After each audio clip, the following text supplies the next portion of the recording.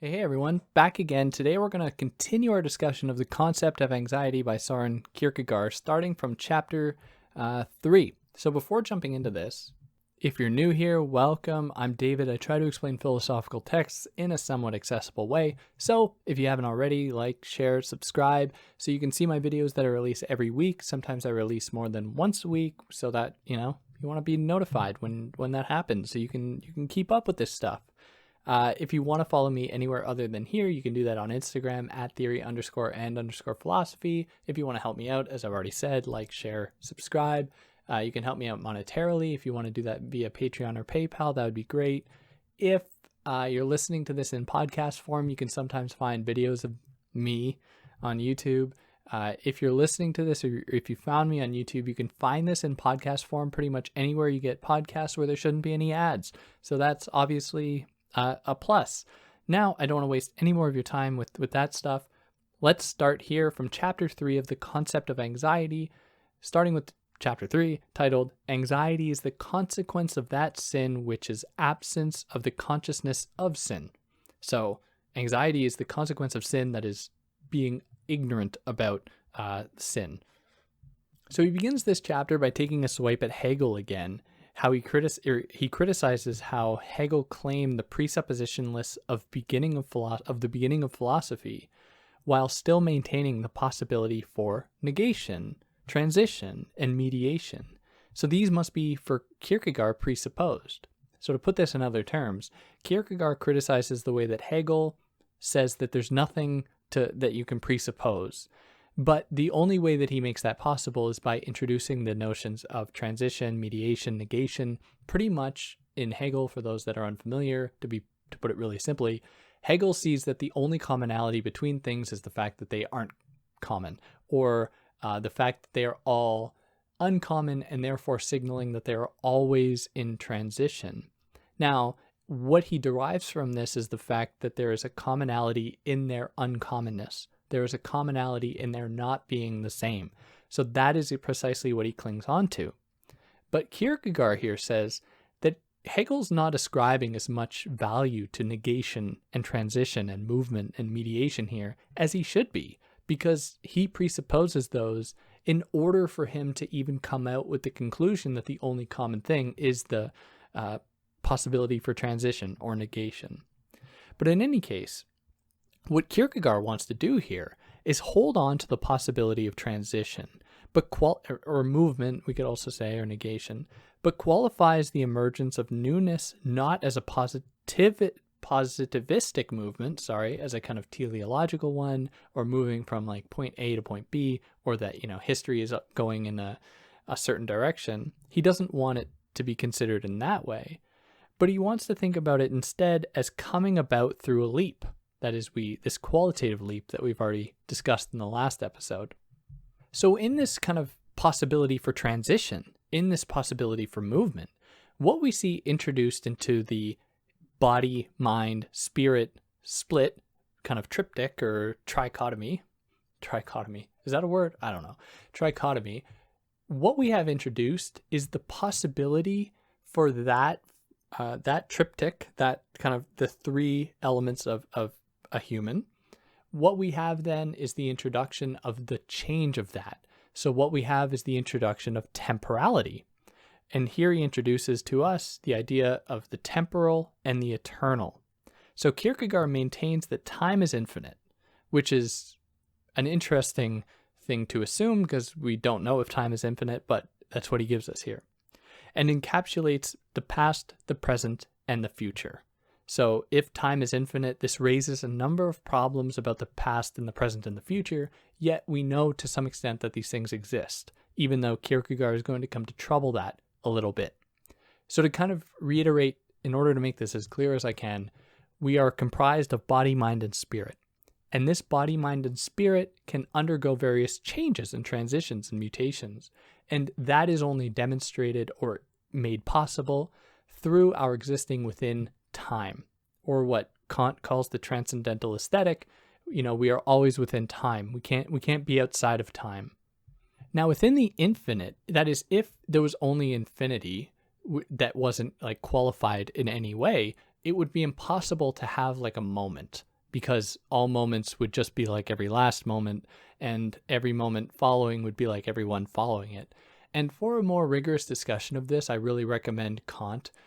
In the Critique of Pure Reason, toward the end of it, he discusses how either the universe is infinite or how it is finite. And he gives reasons for either. He gives like the best possible argument for that the universe is infinite and time is infinite, versus the best possible argument for how they are finite, but I won't go into that here. But what we have here for Kierkegaard is that spirit introduces the possibility within infinity for there to be such thing as a moment. Now, this does demand a little bit of a leap. And if we didn't have this leap, then past, present, and future would be essentially indiscernible, because the only way we have an acknowledgement about the past versus the future and the present is if we have the possibility to construct moments, because otherwise they would all just fold into one another. But this idea of the moment is very it's volatile. It's very unsteady, because what is a moment? Anytime you ponder a moment, like take right now, if I just pause for a second, how many moments was that? We can call that one moment, just, arbitrarily, but it may have been comprised of 10 moments or infinite moments. In fact, if we actually engage with the possibility for infinity, if time is in fact infinite, then that moment was in itself infinite, because on an infinite timeline, any single piece of it is itself infinite. If it wasn't, that is, if there was a part of it that was finite, it would mean that there was a possible finitude to the infinity, which would be a contradiction, and it wouldn't work. So the only way we were actually able to make that leap to introduce a moment into the infinite, into the eternal, which allows us to then have an understanding of the past, present, and future, is through this leap of faith. And this is why for Kierkegaard, in an anthropomorphic way, of course, only humans and not animals have an understanding of the moment. And this is why for him as well, it would follow that only humans and not animals can contemplate their death. They can look to the end, they can look to the future. And it is only with the possibility of the moment that history can begin, because history exists within a construction of a notion of the past. And without the moment as a division of past and future, we have only the past as eternal, and are therefore closed off to the future. That is, to put it another way, we know where we've come from, no matter what. But without a more comprehensive understanding of the moment, we cannot look to the future.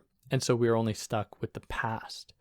And he goes from this, or he opens up this discussion in order to illustrate why the future is for him so much more interesting, because that's where all possibility lies.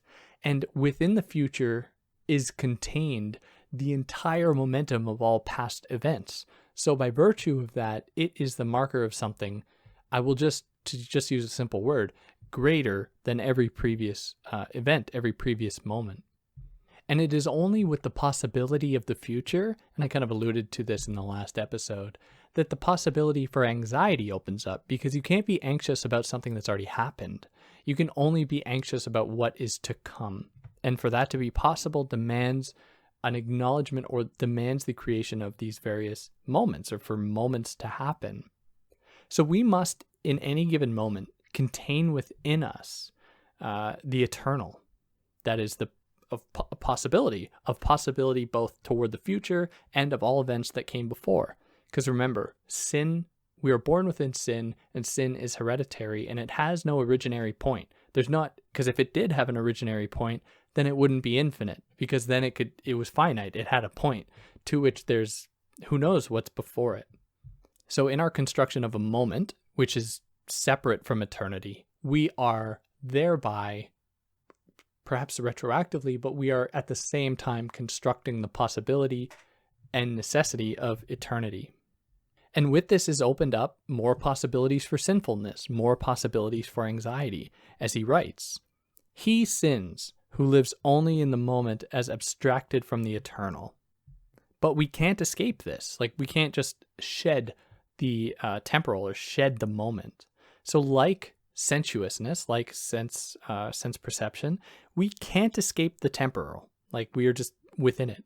Our only task is to acknowledge it in anxiety and the anxiety it produces, and essentially our proximity, therefore, to sin. That is, the fact that we feel negatively about it must have a connection to some kind of innate, this is how he's looking at it psychologically, some kind of innate predisposition towards there being good and bad, which streamlines us into a kind of recognition of good and bad that is bestowed upon us by God. Yet we don't know it for sure.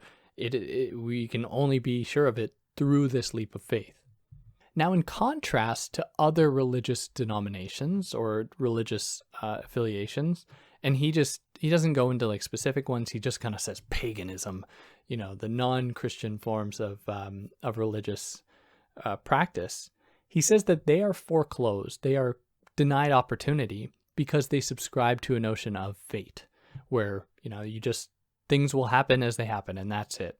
Whereas with Christianity, where there's introduced the possibility for atonement, for repentance, for forgiveness, then we acknowledge that there is freedom allowed to us by our being opened up to possibility, by our connection to the eternal, by our connection to God through Spirit.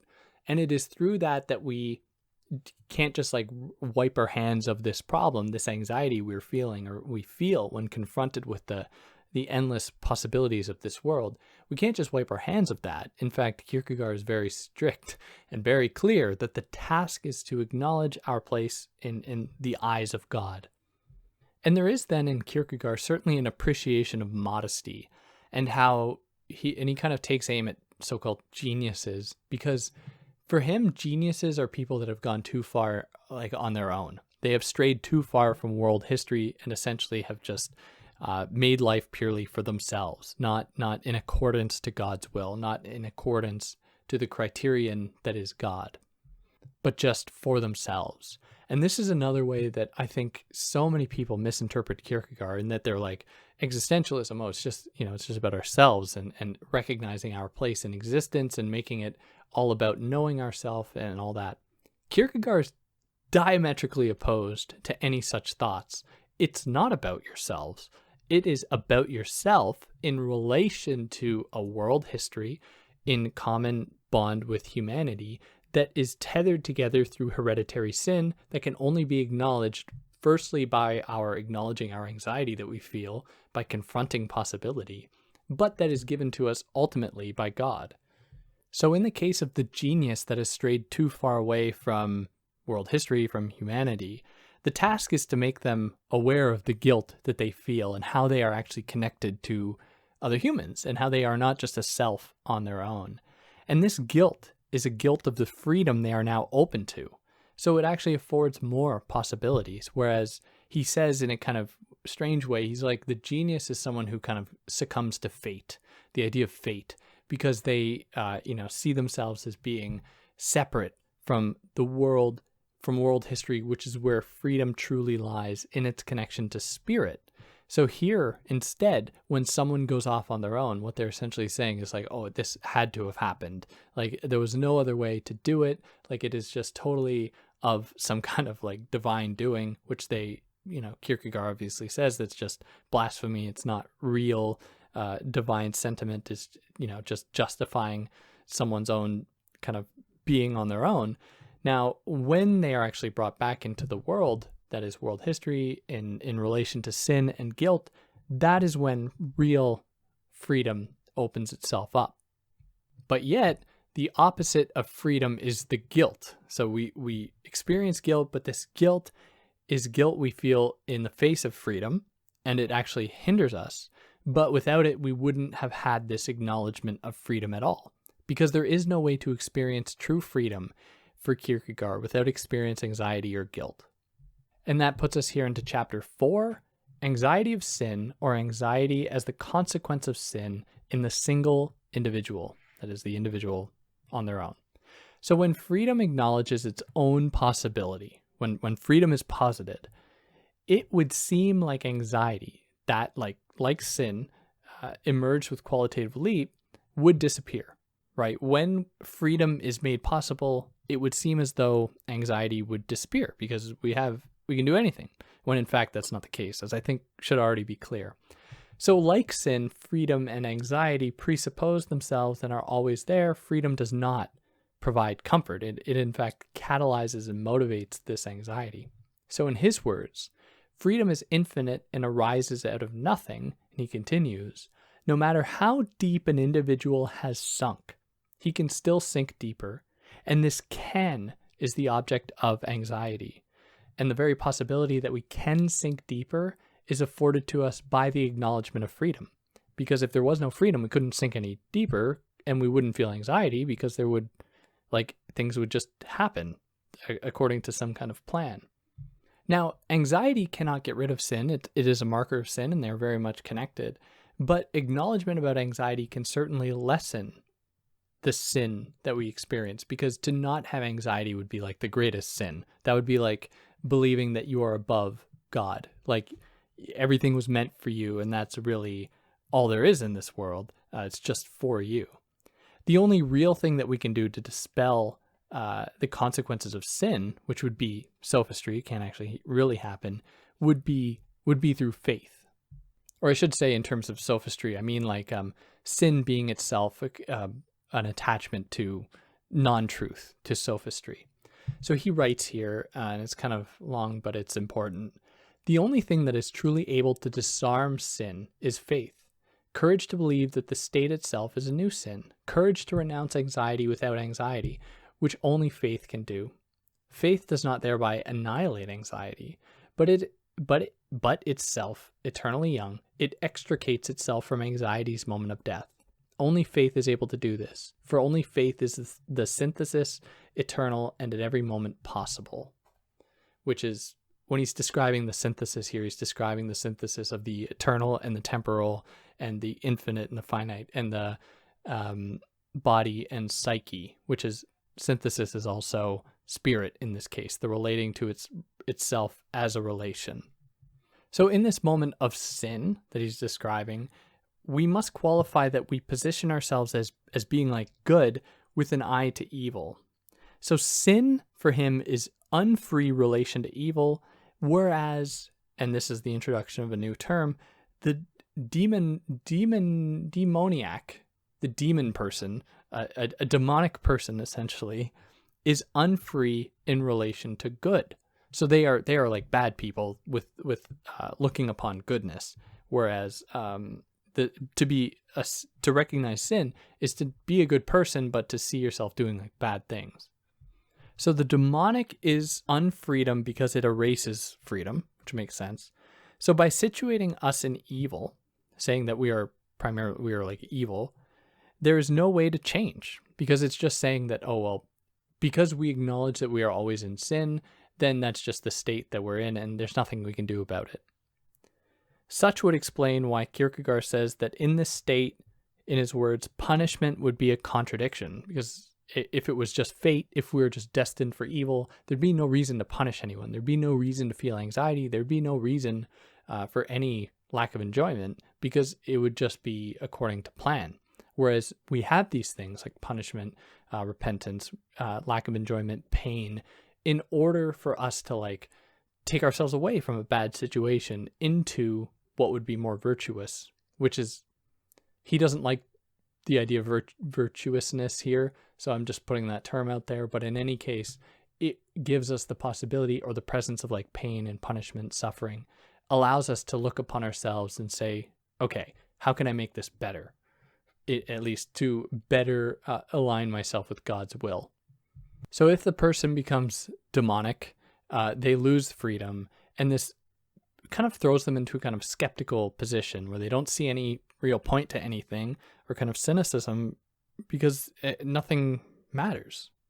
And so they don't reflect upon themselves and its relationship to God, and they become a kind of like pressure cooker, almost on the verge of exploding, because they aren't like, they're like people, young men suffering, or men period, suffering from toxic masculinity, who never go to therapy, and that one day just kind of explode in a fit of rage and take their anger out on their kids or their spouse, or kind of ransack the U.S. Capitol. But in any case, what we have here is someone that, without coming to acknowledge themselves, without looking upon themselves, becomes even more and more depressed, essentially, becomes even more and more disheartened with themselves. And the demonic then is closed off from everyone else because they don't have this mutual connection to spirit as that recognition of a relation to a relation, of a connection between body and psyche that opens one up to freedom, which is a necessary precondition. The demonic or the demoniac may then speak only suddenly, and as such, they give way to their possible erasure in this suddenness that has no future. That is, they aren't open up to possibility and freedom, they just exist in the moment, and that obviously closes them off to the possibility of spirit. Now, someone who is clever here might be listening and saying, well, if we subscribe to the idea of a God, especially in the biblical sense, a kind of Christian God, then doesn't that mean that you are foreclosing possibility? Aren't you saying, oh, well, if God exists, then there must be like a plan. God knows all. God's all-knowing. So therefore, we can't really be free. But for Kierkegaard, that's not true at all. In fact, he would say, no. To properly subscribe to God's will is to subscribe to the possibility of freedom that God has willed. God has willed this freedom. We have properly subscribed to that, and therefore we are opened up to possibility and expansion and movement and change. That, looking back to his critique of Hegel, Kierkegaard takes as a presupposition to this argument. So to talk about the idea of the demoniac a little bit more, because he goes on about it for quite a while more, he says that it can either come about in two different ways. That is, the demonic person losing their freedom can happen in two different ways. Either it can happen physically, somatically, psychically, which is when the body is the organ of the psyche and is therefore the organ of the spirit. So the body is where all this is contained. And as soon as freedom conspires with the body against itself, unfreedom is present as the demonic. Or it could happen where freedom is lost pneumatically, which is like through the soul.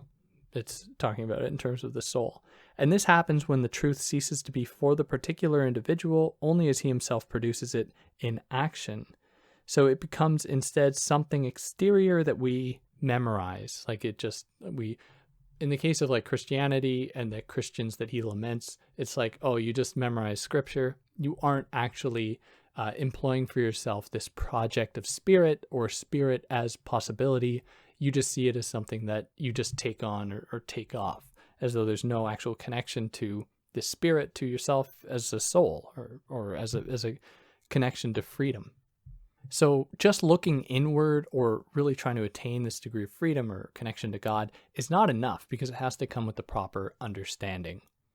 And he calls this a kind of self-consciousness, not in the Hegelian sense that comes about by looking at other humans, essentially. Kierkegaard wants something a little bit more rigorous here. And he calls this a kind of action, which is in turn, inwardness, looking into oneself.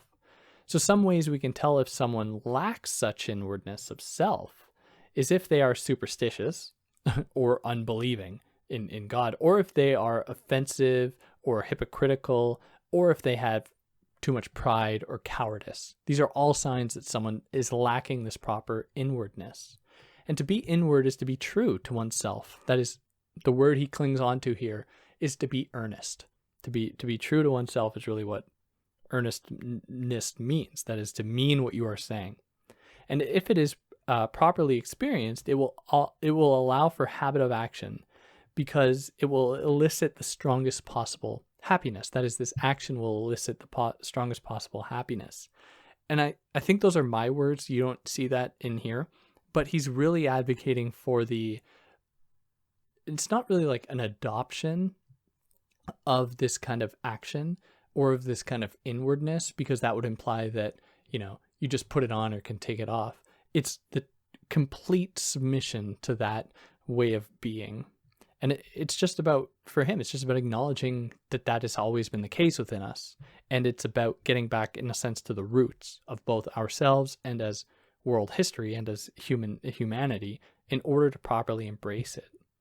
And so it can't just be done to be happy or to feel satisfied or virtuous, because that would be to externalize the benefit of it, whereas the benefit should be the thing itself, that is the action itself. Now, people who don't engage in this, are often scared of the infinite. They're scared of spirit. And so they cling to the instantaneous. They cling to moments, which is ironic for Kierkegaard, because to submit to the moment and not to the eternal actually does the opposite of what they might intend. Because when you submit only to the moment and there's no possibility for the future posited, then it extends the moment to infinity, where it feels like you aren't developing at all. You are stuck in a moment that itself becomes a new eternal, but it's a bad eternal. It's very bad. It leads us to this anxiety, what will eventually come in the next book, Sickness Unto Death, despair. And that propels us here into chapter 5. Anxiety is saving through faith. And this is, I should say, the last chapter here. So we must be aware of anxiety so that we do not forget it. Otherwise, we'd just submit to our immediate experiences. We'd submit to our bodies, and that's it. We wouldn't acknowledge ourselves as spirit.